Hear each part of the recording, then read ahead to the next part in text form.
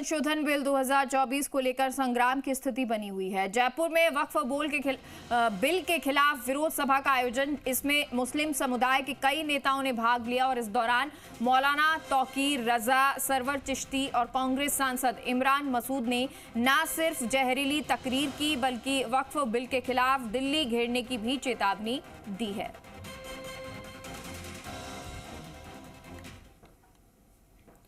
Rally में मौलाना तौकीर रजा से लेकर अजमेर शरीफ दरगाह के सैयद सरवर चिश्ती समेत इमरान मसूद शामिल हुए और वक्फ संशोधन बिल के खिलाफ जहरीली तकरीर की गई। आप जयपुर से चलो तो दिल्ली तक जाम होना चाहिए। इस अंदाज में अगर निकलोगे तो तुम्हारी सुनी जाएगी। ये ऐसी तादाद में निकलो, तुम दिखाओ कि हमारी तादाद को छुपाते हो। जिस दिन हम सड़कों पर आएंगे तो तुम्हारी रूह कांप जाएगी और तुम हमारी बात सुनने पर मजबूर हो जाओगे। पहले अरशद मदनी ने कहा, सरकार मुसलमानों की जमीन को हड़पने की साजिश कर रही है। तो अब मौलाना तौकीर रजा ने कहा कि अगर हम सड़कों पर आ गए तो तुम्हारी रूह कांप जाएगी।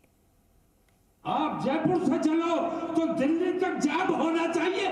इस अंदाज में अगर निकलोगे तो तुम्हारी सुनी जाएगी। तो जो योगी जी ना तो ये कट सकते हैं ना ये मर सकते हैं। हाँ देव भाई, ये कटने वाली और मरने वाली कौन नहीं है। हिंदुस्तान के अंदर मुसलमान के ऊपर अगर सबसे बड़ा कोई हमला हुआ है तो ये हमला है।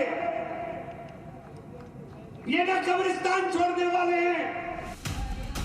वक्फ पर सरकार संशोधन बिल लेकर आई तो मुस्लिमों के नाम पर सियासत करने वाली जमातों की जमीन खिसकने लगी। दिल्ली से जयपुर तक हलचल मच गई और सरकार के फैसले की बौखलाहट साफ नजर आने लगी। जयपुर में वक्फ बिल के खिलाफ मुस्लिमों का बड़ा जलसा बुलाया गया। मौका था सरकार के संशोधन बिल के खिलाफ लोगों को एकजुट करने का, लेकिन वहाँ मौलानाओं ने माइक थामा तो सरकार के खिलाफ जहर उगलना शुरू कर दिया। ये ऐसी तादाद में निकलो, तुम दिखाओ कि हमारी तादाद को छुपाते हो। जिस दिन हम सड़कों पर आएंगे तो तुम्हारी रूह कांप जाएगी और तुम हमारी बात सुनने पर मजबूर हो जाओगे। इधर मौलाना तौकीर रजा अपनी तकरीरों से जोश भर रहे थे, कोर्ट के फैसले को बेईमानी बता रहे थे। उधर अजमेर दरगाह के सज्जादा नशीन सरवर चिश्ती ने तो खुलेआम धमकी दे डाली। ये मुत्तहदा मंच जिसमें हर मसलकों के लोग जिंदा है, तो जो योगी जी ना तो ये कट सकते हैं ना ये मर सकते हैं। हाँ देव भाई, ये कटने वाली और मरने वाली कौन नहीं है।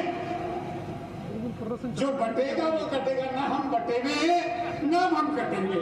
हाँ, एक आध को 20 जने कूट लो तो कर सकते हैं। मुस्लिमों के मंच से भड़काने में किसी ने कोई कसर नहीं छोड़ी।